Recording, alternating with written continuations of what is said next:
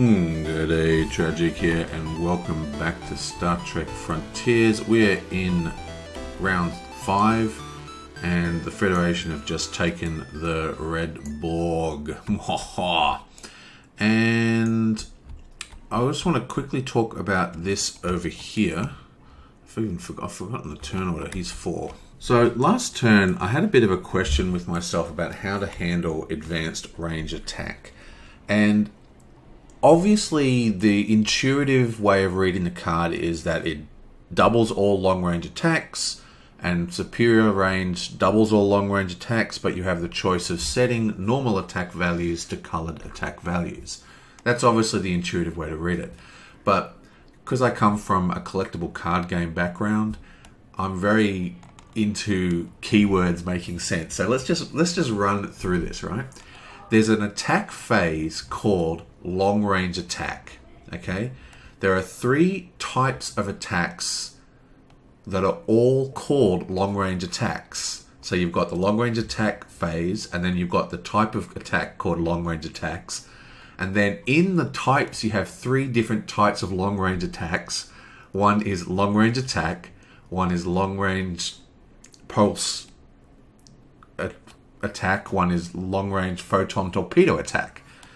Now the card specifically says during the long range attack phase, okay, so we can cross one of the long range attacks out, double all your long range attack values. So is long range attack value, does that mean the type of attack called long range attack, or does it mean the type of long range attack called long range attack?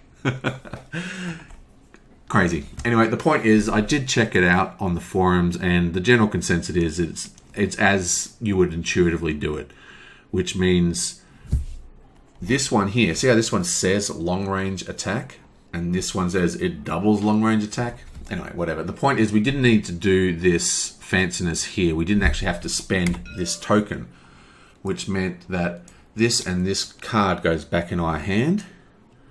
And now we are drawing. Sisko is not the captain of this location, so he does not get to draw double cards, unfortunately. So he has a hand slide of 7. 1, 2, 3, 4, 5, 6, 7. So he actually doesn't drop any cards. And that's because he started with Fortune, which gave him +2 cards at the start. So now that that is all out of the way, one more thing I want to do is I made a little new couple of objects for this mod that have been updated. So we can just let's just get rid of this. Let's get rid of this cube. Put this one in, and now we just press the 2 button, and boom! It's destroyed. Look at that, nice. And same with this one. So we'll just get rid of this sucker. Put in the new red one. And now we can destroy this one too. Yablam. And you can even drop the markers on top of it. So while I'm doing this, I'll just replace the other 2 cubes as well with the new ones. Sweet! That's been updated in the mod that you can download, so that's now live. Right, so now that we've done all that maintenance, it's a bit easier to see the destroyed cubes now.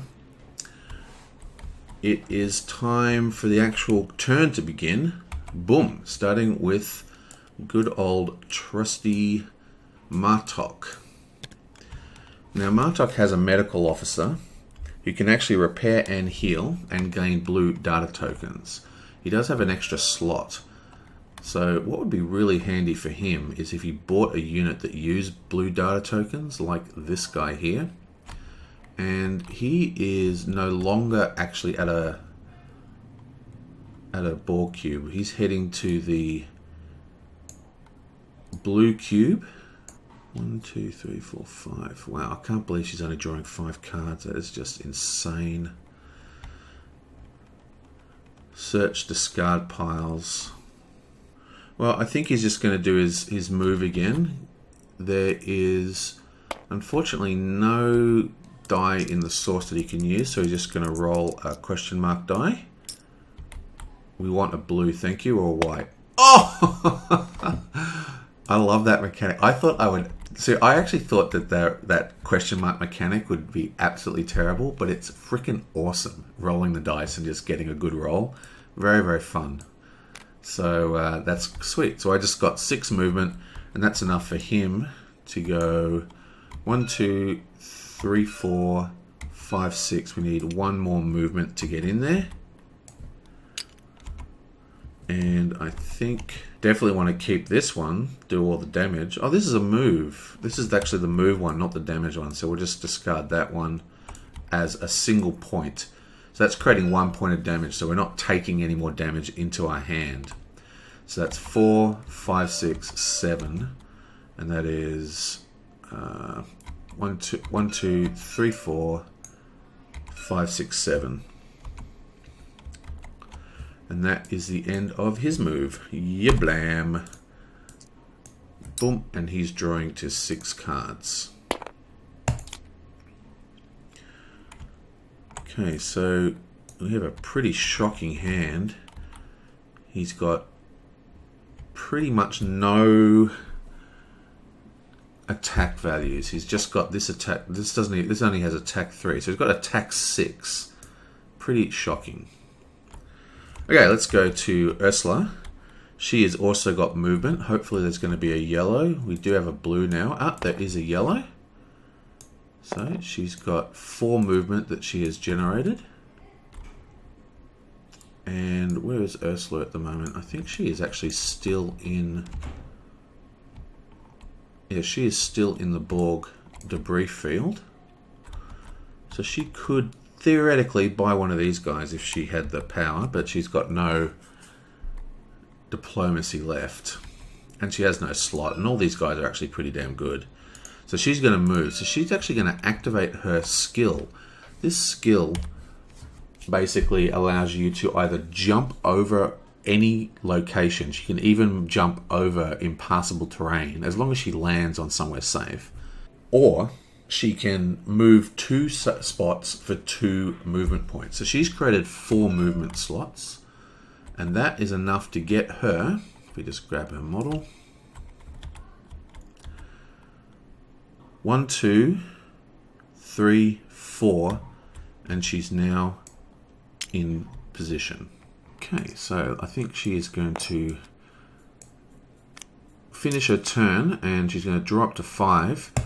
But she may have to do a forced repair and just clear those 2 wounds out before she can actually get around to attacking. Now we have Picard, who's got such gas. He's got so many cards. He's got quite a lot of power. And he's even got empathy, and he's got Q, and he's got diplomatic skill. So he is actually able to buy more units and replace the ones that is existing, because he is at the starbase. Technically, these guys are both in the red starbase right now. So let's just see what he can produce. There is a blue and a yellow. That's all that's in the source, unfortunately. He is currently +5. So with his skill, reduce someone by 5, just by flipping that over, and with his bonus, he's already produced 10 diplomacy, which is pretty crazy. Now we have 2 slots available, so we want to look at who's the best of the 2 here. We probably want to take Law, and actually we'd like this to go to Cisco, because it's got the long range attack, which we know we can double now. So 10, 12, that's 22 for both of these guys, and he only needs to create 12 because he's already produced 10 with this and his 5 bonus. So now we need to create 22. Okay, so even without doing anything, we've got 1, 2, 3, 4, and this produces 9, and this produces 8. So if I do that, take a black and a red, we've produced 8, 9, 10, 11, 12. Is that all we need to produce? 12, right? 8, 9, 10, 11, 12, and we've already got this guy, and this guy's 12. So that's it. Okay, so let's just recap what we did here. He is sitting pretty at +5 reputation, so he's already +5. Then he's tapping this object here, which basically says the next person we recruit is reduced by 5. Anyway, the point is, with flipping this over, that is 5, plus he has his diplomacy rating, that's 5. So that's actually 10 diplomacy he's already created without casting a single card. Then he took the black die and the red thing from the source and produced 9 diplomacy. And then he went 10, 11, 12, 13. We've already produced 10, so this guy is bought. We only need 12 to pick this guy, so he is also bought. And that, my friends, is the end of that. Bam, bam, shake and drop. And Picard is just killing it. Again, he's got +2 from being the leader of the Borg City, plus he's got an extra card from planning. So he's 6, 7, 8, 9. And I think he's going to discard... Should he discard this diplomacy? He's not going to really want to buy another card, right? Another unit. He could use it with a black mana to... Actually, you know what he could do? Okay, so I'm not gonna put you through the quite long and convoluted way I ended up doing a whole bunch of stuff and then just doing the turn I already showed you. But basically, the Borg City for the Red City has an ability where you can spend 10 diplomacy to actually get a crystal of every color. And while that's very powerful, I didn't want to remove one of my skills that created a black mana, because I wanted to keep that black mana to be able to pay for, you know, spell cards, or maybe even Data's black spell ability. Not Data's, Law's black spell ability. And it was quite long and convoluted. I went around and around and around in circles, and so I'm just gonna, you know, cut. But I did want to mention that the city has the opportunity to buy, for 10 points, you can buy some pretty damn decent amount of crystals. So I think I'm going to do my original plan. I've forgotten what that... I think that landed on a question mark, so I'm just going to put it back to the question mark. Yeah, so we're going to go with our original plan. And then I'm actually going to discard Q and then draw back up to 9. Yeah, blam. You know what I did forget to do, though? We cast Empathy, which means we get +3 reputation. If we're already at 5, we gain 2 experience. Now we are already at 5, so that gives us 2 experience. Takes us to 72. Yeah, blam. Sweet. Cisco. Now Cisco unfortunately does not have any diplomacy. He'd really like... He's got plenty of unit space. He does have Engineering Breakthrough.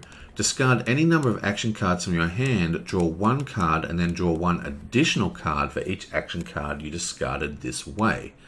So he can discard 1. He can discard this one.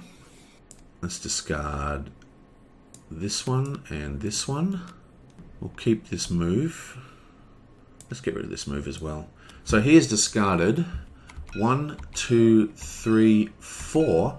And one of them is an advanced action card. So he gets to draw 5 cards. 1, 2, 3, 4, 5.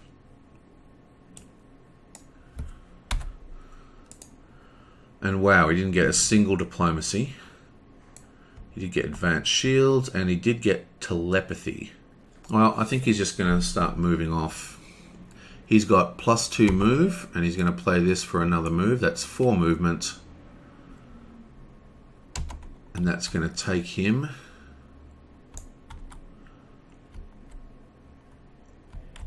out of the Borg space and land him right here. 1, 2, 3, 4. And now he is next to one of his bases. You know, I shouldn't have discarded all those moves. I forgot that they've got to get all the way over to this green Borg, because the Klingons were quite clever. So it's 1, 2, 3, 4, 5, 6 cards in hand. He has got a base draw of 7, 8, 9, 10. Bam. Okay, so that is the end of the second turn of round 5, and I will see you guys next time.